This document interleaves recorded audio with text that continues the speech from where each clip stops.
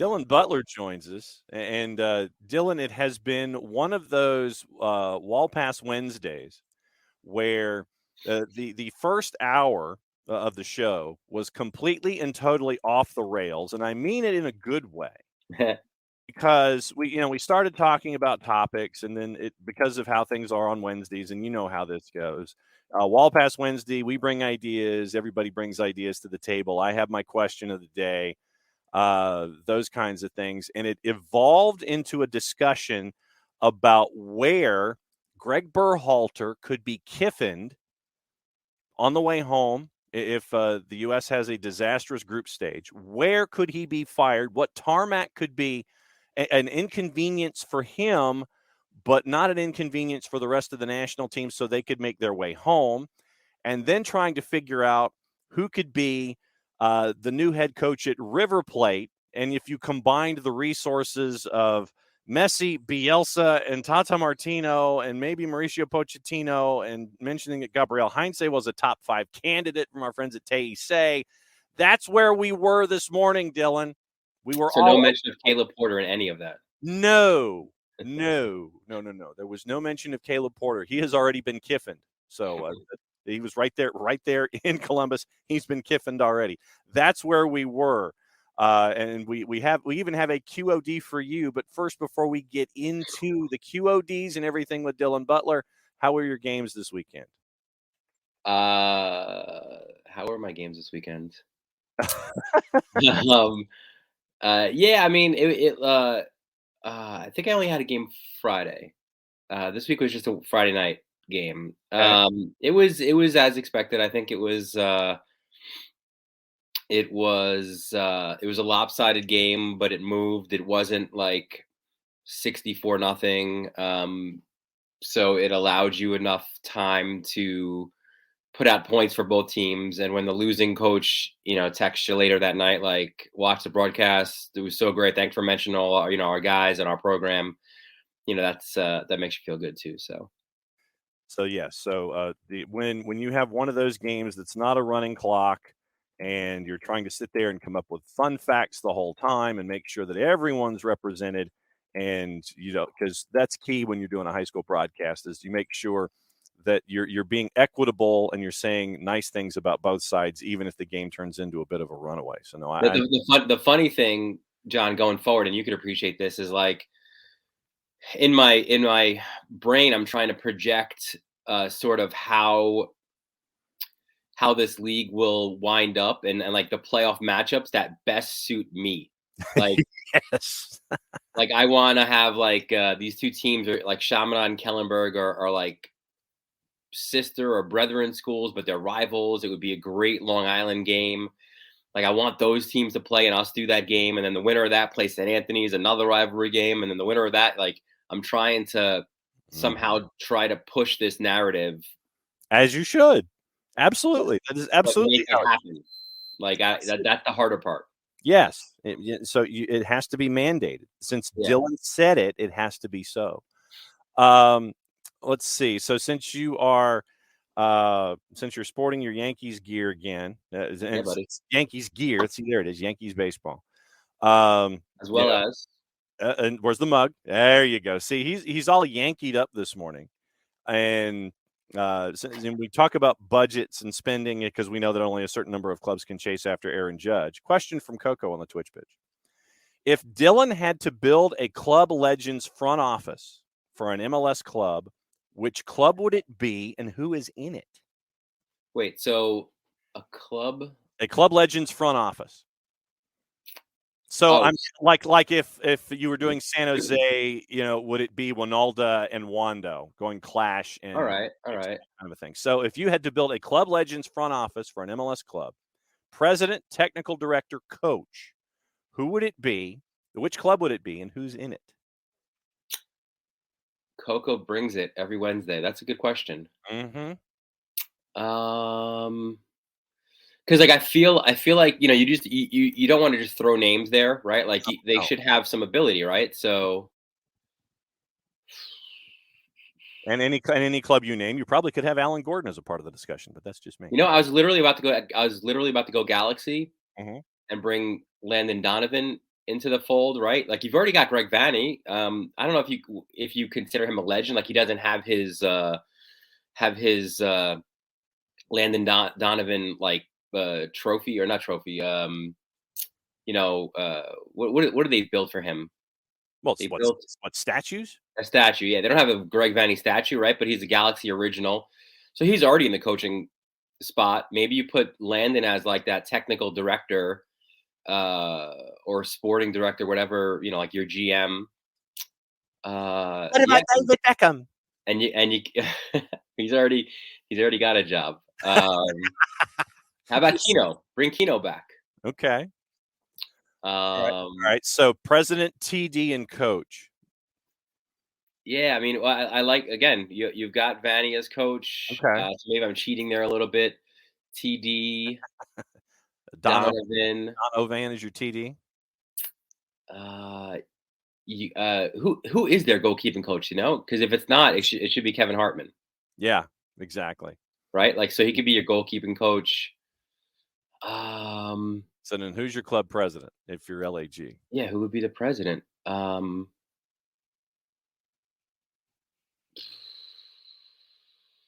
don't even like. Would Robbie Keane even want that kind of a job? Hey, well, but no, but I think that's irrelevant to the conversation. Okay. If you are picking three individuals, and basically you have a checkbook, you walk over to Robbie Keane and go, "Yo, Robbie, I need you to be team president of LAG, and Donovan is your TD, and Vanny's your coach. Here's your blank check, Robbie Keane."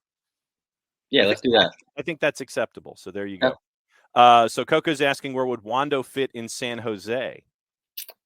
I think he would.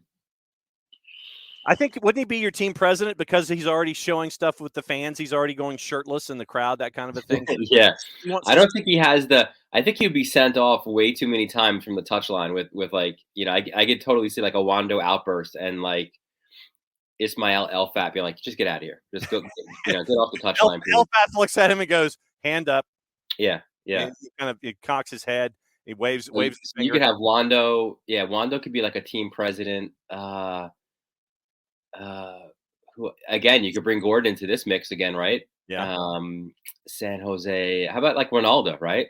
Yeah. Like he's in that. He's in that grouping, so he could be like a coach or a technical director of the Quakes. Okay, so what about NYC? So that's the next. The Coco is lobbing shells this morning. It's like yeah, he's directing the show apparently, or producing the show. I'm all for it. Hey, it's a Wall Pass Wednesday, folks. Just bring stuff in. And so we started going down this rabbit hole in hour number 1, and it's hour number 2. So NYC, where do you? Well, first off, NYC. Before we get the coach, the TD, and the president, where are they playing? Queens. There you go. All right. Yeah, it's got to be Queens. So now, NYC, what's your NYC front office? This is harder, I think, just because, like, you could just go, to the wall with this and have, like, Lampard, Pirlo, and Villa just, like, all in Lampard, I guess, coaching. Pirlo's got to be a president, right? Like he's got to be up there in the box with his vino. Yeah. And maybe David Villa as your. Well, have you put the discussions about David Villa off the field aside? Yeah. There's that as well, right? So, Villa, Lampard. I mean, so Pirlo, Lampard, and. So Lampard would be your coach. Pirlo would be your. So where's Pirlo? He's the president. Okay, so then who's your TD? Good question. I'm trying to think of. Could it be a current player? Sure. Like I think like Sean Johnson could be like a good candidate for that. There you go. I like that. Like he might have broadcasting in his future. He's got the great voice. Yeah. But it's evidenced by the commercial that was voiced by Derek Ray. But yeah, no, I think that could work as well, right? Yeah, Sean Johnson. Yeah, Coco is all in favor of your TD, Sean Johnson. So well done. There we go. All right, so since But, we're but I mean, honestly, how cool would it be like to have Pirlo just as like as the president of the club? Like he's just like walking around, oh yeah, like he's he's got got the his wine bottle, in his he's got his hand. bottle of red, and he's got his, Yeah. he's kind of hanging out with his glass of red, and he's walking through Dylan Butler Stadium in Queens. It's just he's just kind of walking through, and he's got like a stylish Italian tailored suit, and he's got his glass of red wine, walking through the Dylan Butler suites at Dylan Butler Stadium, and he's just kind of poking his head in the door each and every time that Yes. Suite A, how are you doing? Are you okay? Good to see you. Welcome to Dylan Butler Stadium. Thank you for coming. And he goes to the next one. How are you people? Good to see you. And he raises his red. Welcome to Dylan Butler Stadium. Good to see you. Never smiling. No, he's You just know that he's happy. yeah. It's just hey, he's got his favorite red with him the whole time. He's just nursing it as he's walking through, and he's glad handing through all the suites and the press area and all that kind of stuff. And then he walks over to Mr. Butler. Good to see you. Thank you for being the name of the stadium and having all of that stuff. Yeah, that's absolutely. I get a Mister out of that. It's pretty impressive by Pirlo. Well, hey, he knows power, and he knows power brokers. I didn't get that when he was a player and I was covering him, but Yeah, yeah. So all right. So since we mentioned NYC, you got to see NYC. So did you get 5 days notice also about a venue change to Citi Field? I will say I'm pretty well in tune to the interwebs. So I had an inkling. Like I saw this as soon as the Mets last pitch was thrown. Like I had a pretty good idea that this could happen. As soon as the Mets officially sucked and the season was over, you kind of had that door open. But let me ask you this: why make a venue change 5 days before an event? Yes, I know that the door opened and it's a place that's on the western side of the river and all these kinds of things, and it's not Red Bull, which is not your building, B, in New Jersey, C, an actual soccer stadium. Did I say that in my out loud voice? And you move 30 miles west with 5 days notice, with all of the inconveniences that are attached to everyone who works in Harrison, New Jersey. And I hope, and I made this point last week, that I hope that Red Bull Arena and everybody attached got paid, even the day workers that were supposed to have that date. And then all of a sudden, 5 days before, you get it wiped out from underneath you. All those machinations that were set in place. And then the league says, okay, it's cool. 5 days before an event, you can change it. I mean, it's just go with the venue and stick with it. Yes, I know that it's more convenient. It's more New York and all that kind of stuff. But 5 days before you change things? Well, what I would say and I agree with that, obviously, but what I would say to that is maybe, it was announced, right? 5 days before. It was, I suspect, known before that. Now, why announce Red Bull Arena first, right? Right. What I would guess is you've especially in their situation, right? They're obviously in an extremely unique situation. Nobody else has to announce where their home game will be played in this league, in the playoffs at least. So my guess is that they were given some sort of a deadline.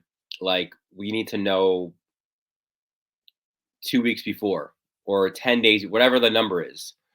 And at that time, they didn't have Citi Field, right? I mean, how much worse would it have been from a PR standpoint for them if they say we're playing at Citi Field and then they say, oh, wait, sorry, the Mets are actually still playing there, or wait, how can you be playing there? The Mets are in game 2, so my guess is this was always that plan B. And they held on to Red Bull Arena as that security blanket, like, this is our last choice, but in case the Mets do win, we're going to go there. So. Okay. Yeah, and so I mean, I would just prefer if you're going to, it gives the look. It's a bad look, and I think that if you're, I think it's a bad look in the way that I brought it up, the way that there is no good look. That's just unfortunately the reality of it until Dylan Butler Stadium gets built. So Yeah, and so that's the biggest thing for me. It's like, yeah, I know. Just look, just lay it all out for me. Tell me what's really going on instead of sitting there and having a bad look one way or the other. It's like, okay, we're still trying to work on our venue. You can probably guess where it's going to be, but a lot of it's going to depend on a certain baseball team. I mean, literally, that's all you've got to say to me. And then I'm like, okay, cool. I know where you're going here. And then that way, it at least it gives the notion that you're keeping options open. And yes, I did just use air quotes when it comes to this kind of a thing. It's like the situation, and you're not just dodging the idea. Basically, is what I'm looking at here. Producer Coco wants to know, says City didn't look good on TV. How was it live? yeah, I think the part, like the infield part, the lay down turf on the infield didn't look good, but especially with the weather that came in. correct, right. So that's the other part of it, which it's not going to look like Rebel Arena would have looked, I think, but True. from an atmosphere perspective, and all of that, it was great. Like it was loud throughout. It wasn't just like the supporter section. Like they brought it, and then it reverberated through the stadium. I don't know what I forgot to look what the number was for the attendance, but it was well attended for a rainy. What was it? 16, I think. Yeah. So I mean, for a rainy Monday night, and again, as you mentioned, the game gets moved. I thought it was well attended, and it had a really good atmosphere for again, for a Monday night in the rain playoff match. What else did you think about the other matches in round number 1 on Saturday, Sunday, and Monday? What else did you see? Yeah, well, I mean, just staying on NYCFC for a moment. I thought, it's funny. I was there for their last playoff game at Citi Field, right, and that was against Toronto, a loss which ended up being Dome Torrent's last match, right, and like they hadn't had like a history or any history at all of winning the playoffs, right? So that was a match where like they played well in the first half, they couldn't get the goals, and then they were punished for it like later on. In this match, it had a similar feel in that, like all your soccer nerd stuff, your XG stuff, everything was very heavily tilted in their direction, and they just weren't getting the goals, right? But you never felt, at least I didn't feel being there, like in the press box, like that there was a worry or a concern. Like, they had that sort of, championship swagger where you just had the belief that the goal was going to come. And once it did, the literal, the floodgates would open. And they obviously did late in that match. So I was impressed with, I think Cushing called it a masterclass of a win. I was impressed by that. Obviously, the other side of it is, Miami. And I think I said it last week here as well. I didn't have any expectations of them winning this match. Yeah. But the fact that they just made the playoffs, I think, is a huge, like, this was absolutely a positive, a winning season for Miami when you consider 12 months ago where they were, right? No doubt. Like Chris Henderson should absolutely be the executive of the year because of the way not only does he completely turn around that roster, he gets Pozuelo for a steal from Toronto. Then that partners well with Higuain. You get the buy-in from Higuain as well. So credit to Phil Neville for that. And then they just make the playoffs, having turned around the roster, which again, with all the nuances and that MLS roster restrictions are, it's so hard to completely turn a team around and then get them to win. So I think those were positives for them. Now, obviously, looking forward, you don't have Higuain, which do you have Pozuelo, right? He's out of contract. I spoke with him after the match. He said he did what he came there to do, which was help them get into the playoffs. He was happy in Miami, but now he said it's time to go on holiday and have his people talk to their people and see what can be worked out. So I think that's one of the more interesting questions for Miami going forward. Obviously filling the DP spot. There's been no shortage of rumors on who could be coming to Miami. Yeah. Hint being his name rhymes with Fessy. Yes. So, it's always exciting times in the transfer market for Miami, no doubt. But I think a positive for them. And then when NYCFC again flexing their muscles. You go back to Saturday. I think I even told. I think I said it here, right? Like I thought Cincinnati was going to win that game. Like that. Yeah. That was one that I wasn't. The road team wasn't to me the underdog, even though the seeding like said it, right? So that pretty much played out. Once Lewis Morgan and it's one of those another that so Metro moments, right, where he scores a golazo and then gets injured, and then he has to leave, and now you've literally got nobody who scores a goal. Yep. Right, like that's a problem for them. The salaries come out. They're dead last in salary. The Red Bulls, like nobody showed up on a beautiful Saturday afternoon. Like just a whole lot of bad looks from Red Bull. And Cincinnati, like again after Wooden Spoon for 3 years, a big confidence booster. Now obviously they go against, it's the mentor against the pupil, I guess, if you want to call it that a little bit, with Noonan and Curtin. Obviously, all the pressure is going to be on Philly. So that was the first game Saturday. The second game Saturday was awesome. I loved it. LA, Nashville. There was the game I thought I'd said as well that I was most looking forward to. And I think again, LA. Like once they made the move for Puig and then Brugman, like really solidifying their midfield. Yep. Super dangerous team now, right? And obviously it sets up Trafico. Sorry, Jason. Which everybody, I think, outside of Nashville wanted to see. Mm-hmm. Sunday was Montreal, right? Was a later match, right? Yeah, and you had Austin and RSL as your early one. Yeah. Whoa. So I have a beef with Austin. Okay. Austin were the second best team in the West, pushing for a good chunk of the season for the top spot in the West, right? Check. They have a player in Druisi who will probably be the runner-up for MVP. Okay. They have a coach in Josh Wolf who he will not win it. I think Nancy wins Coach of the Year. Yes. But I suspect he'll get a few votes, deservingly so, right? They've got a solid goalkeeper in Brad Stuver, who I don't think wins Goalkeeper of the Year, but he'll get votes. Yes. What is this? Everybody's against it. Like, no one believes in us. Like, what is this narrative about? Like, I don't get it. Like you see guys, and then like here. So like, and I love Felipe. Like he was awesome. Like when he played Red Bulls, he was great to cover. And what I don't get is why flex after the match about,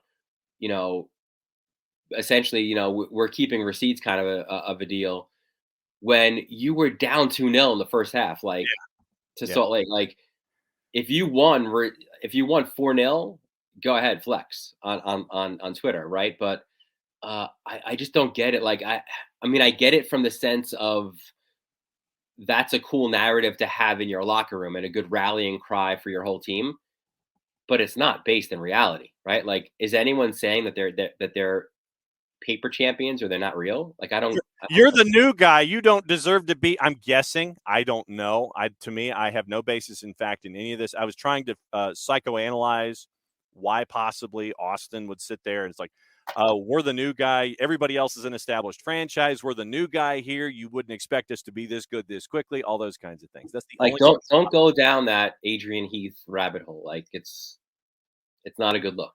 Come on, Dylan. It's a great look. And then he turned Scottish suddenly. I guess I was trying to think of something. But yeah, I mean, incredible drama in that one. Obviously, the red card turned that match, and then Stuver was brilliant in the PKs. Bean, what are you doing? Yeah, exactly. Yeah, and then Montreal, right? Like just cool, like again, similar, I think, to NYCFC, where you just felt that goal was going to come, right? Like the breakthrough was going to come, and it did. Mhm. Um, a deserved win there as well. Also sets up an incredible next round match with NYCFC. That should be a great tactical battle. And then I obviously didn't get a chance to see a lot of it because I was filing a story from City Field. But first, the giant taco. Like, how cool was that? Oh my God. That was one of our questions earlier in the week is would you eat it? Would you order the giant taco for the $16 and would you partake in said item on the menu? And I said, yeah, but I'd probably have to not eat for like 2 days leading into it. So And it's hard too with it's a taco, so like you can't really. it's a It's not it's a like you don't.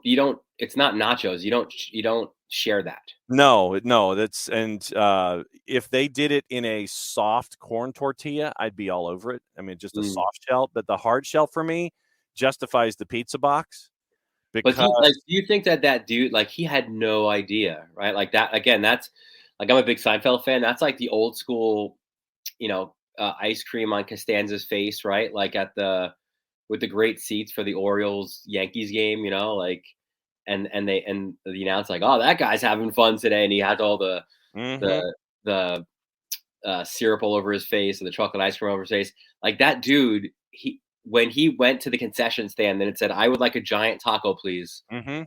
He had no idea that he would be an internet sensation. No, he did not. And I mean, you wonder if he knew that he was getting a briefcase, if he knew that that taco was brought to us by our friends at American Tourister. Uh, but I mean, legitimately, you need a pizza box because if that is a hard shell taco, you're going to have more things fall than you probably will end up partaking, and you're going And to have you saw that in his bite too. Like you saw like a bunch. yeah. Um, That's like Devonte Adams with the Taco Bell in his house. It's like that things are going to go south after you take that first bite. That's why I want the soft tortilla. That's yeah. why I want the soft shell as a part of this whole thing. I mean, and How about if you combine? Like, can you do the like Taco Bell does that, right? Like they do the soft and hard shell yeah, they do. together. Yeah. So I do like the crunch of the hard shell, but you're right. Like it breaks apart too easily. Have it inside the soft shell. Yeah, see something that large with the fallout, and I mean that both figuratively and literally, of having that taco that size, I think that it legitimately creates issues, and so that's why I want something you either and to Coco's point, Coco is sharing the taco with the boss in that instance, and if you're going to share it, it's really got to be someone that you're really close with, so you're not going to have that kind of any kind of fallout after that. Did Uh, they ever revisit the guy? Like I didn't I saw I was made aware of it pretty much immediately. yeah. But again, I didn't watch a lot of the match Yeah. because of my responsibility. So I don't. Did they ever go back? Like, did he finish it? Did he like? What's the story there? Don't know. I don't know if Big FOX actually went back, and we got a follow up on the progress of said taco. But no, I think the pizza box for a hard shell. I think the pizza box is definitely worthy of making sure that you eat as much of that taco as possible. All right, So so the two takes, sorry, John. The two takes from that is the giant taco being one, yes. and the Panenka Oh, PK, which there is no middle ground, right? With the Panenka, is there? mm, Like either you are uh, the goat, as the kids say today, or the goat that we say, being the guy who lost you the match, uh-huh. aka Chicharito. So I Mhm. I I'm obviously based in New York. I'm not in LA, but I would if you I would love to have like a reporter. Let's sort of go to. Did you watch that PK? Yeah, Chicharito, like, what'd you think of that? Like, yeah. 'cause I feel like he's so outgoing. Like he probably would have a pretty funny response about that. All right. So who's winning the matches this weekend for you? Oof. So El Trafico. I don't know, man. Like Uh-huh. that to me is. Here's what I will say about this. Okay. It's a toss-up to me, but I think the Galaxy need to score the first goal to be able to win the game. Agreed. I think if they fall behind in this one, it's going to be really tough to come back against LAFC because they're such a good counterattacking team, right? Like you've got to open yourself up and go for it, and then they could hit you again. So I think Galaxy need to score first to have a chance to win that one.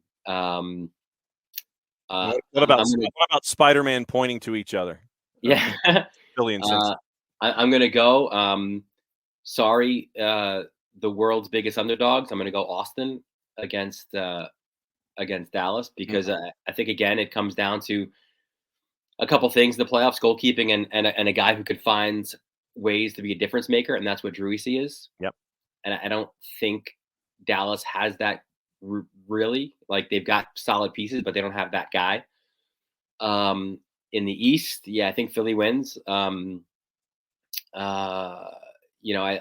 love everything about the narrative of Cincinnati and their comeback and how big of a win this season was. But I think that journey ends here, and then NYCFC Montreal. In Stade Saputo, we still don't have an update on Tavon Gray or Tallis Magno. And I think just being on the road where you're not in that bandbox, I think that either bandbox, either at City or at Yankee or at RBA, where it would be normal. But I've got to go with Montreal at Stade Saputo. I really do. Well, I'll go the other way then. Okay. I'll go NYC again based on playoff experience and having that swagger and. Granted, it's a different team. It's a much different team that they played in Miami than they will in Montreal. But they didn't have Tallis Magna. They didn't have Tavon Gray. And they looked really, really good, right? So, but I think I think that's one of, like, if you were to power rank the games for me, I think it's Trafico 1. I think this game actually 2 ahead of Austin Dallas. I think just because it'll be such a good technical match, like it won't be that rock fight, right? Right.